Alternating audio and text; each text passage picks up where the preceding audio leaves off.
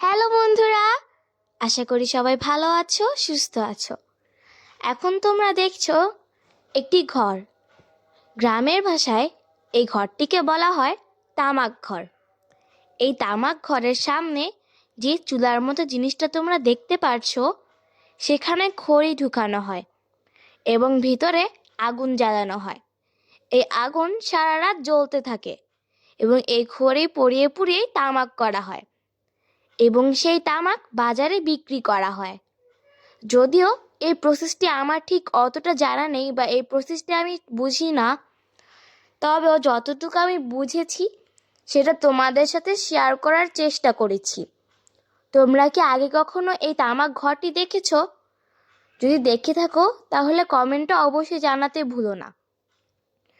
আশা করি তোমরা সুস্থ থাকবে, ভালো থাকবে এবং আমার ভিডিওতে একটি লাইক এবং কমেন্ট করে যেও। আল্লাহ হাফেজ। বাই বাই বন্ধুরা।